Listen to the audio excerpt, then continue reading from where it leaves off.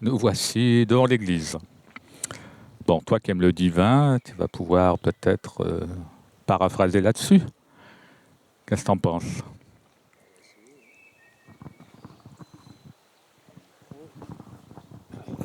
Là, comme ça.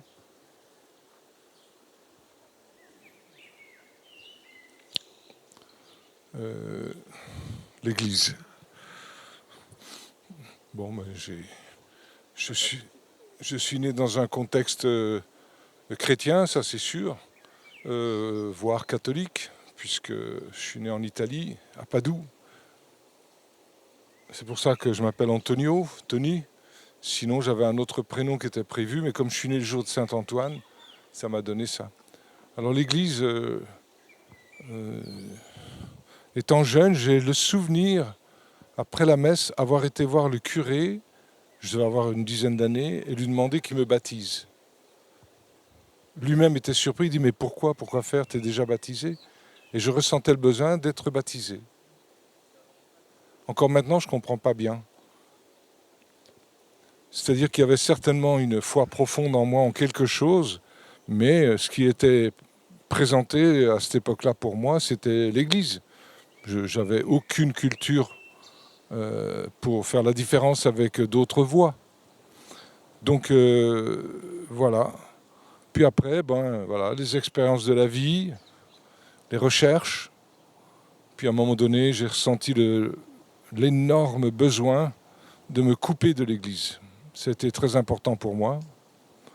Et je me souviens avoir envoyé une lettre comme quoi je me coupais radicalement de la religion catholique à l'église de Thonon, là où je réside, à l'évêché d'Annecy, à la basilique Saint-Antoine et à la commune en Italie, à Padoue.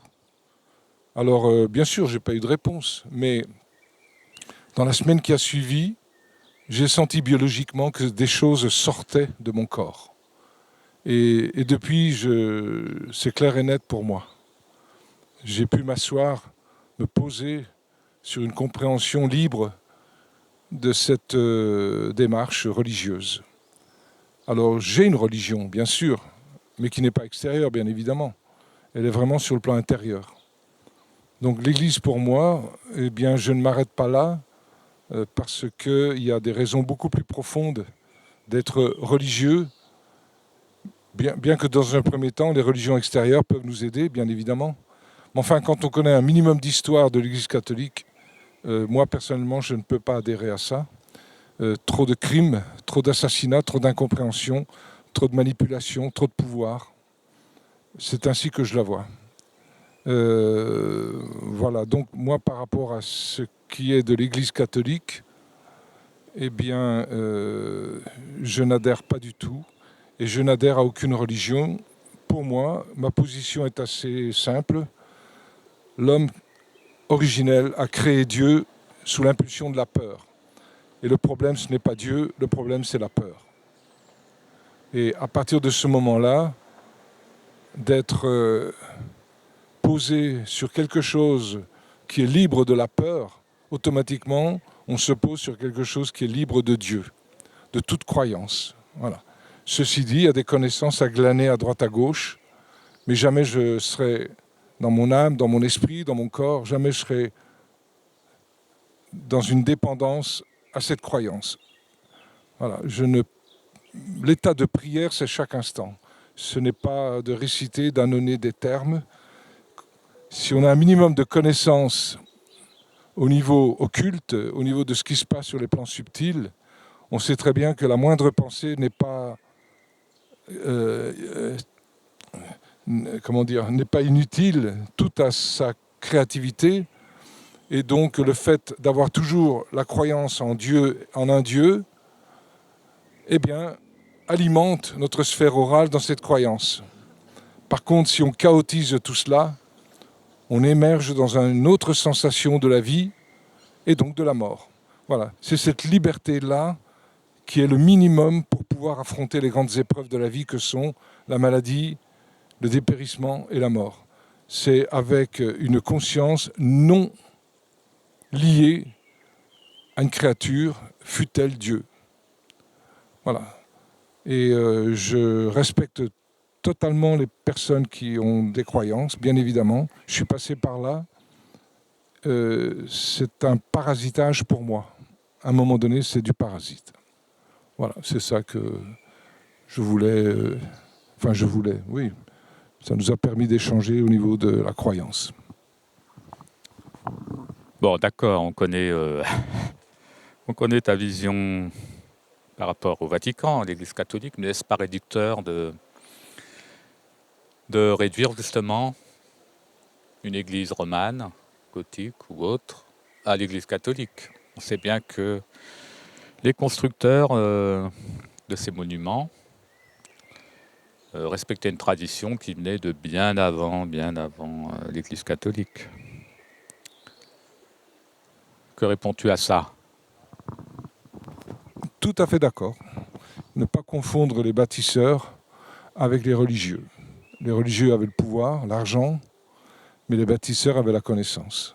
Il est évident que c'est ce type de démarche qui est libératrice, par le travail.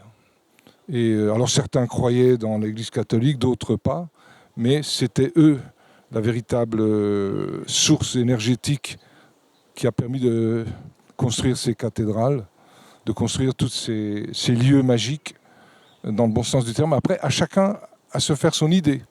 Hein. Mais je ne la confonds pas avec la croyance religieuse et tous les rituels, qui pour moi sont nocifs.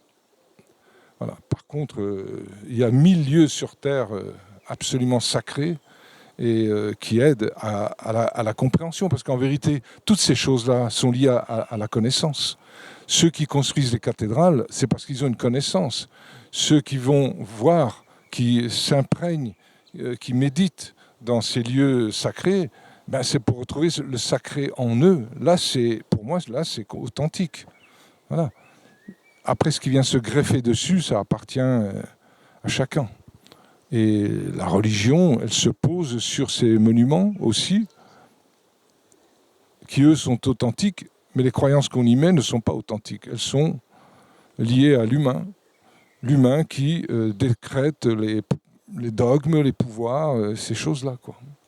Non, donc par rapport aux bâtisseurs, il est évident que là, il y a une connaissance magique, ésotérique, profonde, alchimique, bien évidemment.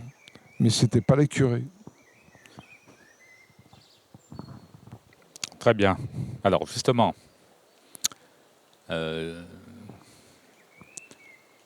en prenant par exemple n'importe quelle église, même modeste, une église romane modeste, on pourrait retrouver cette gnose dont tu parles et que tu as retrouvée par exemple dans la Grande Place de Bruxelles.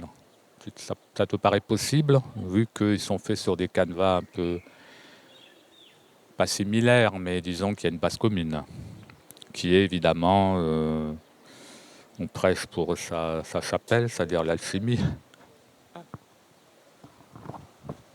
Oui, pour montrer que je ne suis pas bloqué comme on pourrait le croire, par exemple la petite église d'Orcier, le village où je suis, eh bien je me rends compte qu'il y a dans sa construction, dans les figures qui sont à l'intérieur, il y a un énorme cadre sur la crucifixion.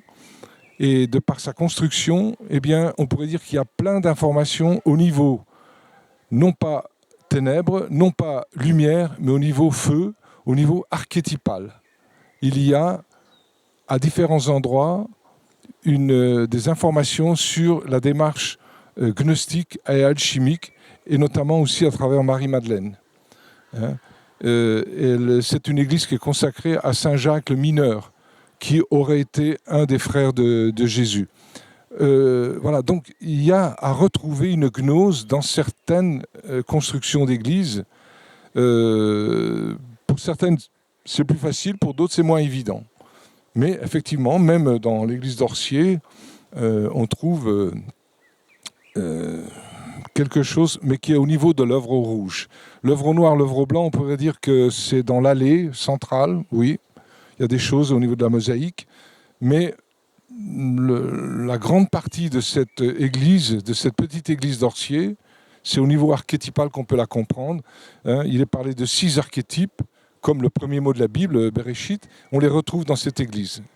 Hein, j'ai écrit quelque chose à ce niveau-là, un petit livre, c'est dans l'alchimie gnostique individuelle, hein, les 6 tomes qui ont été écrits.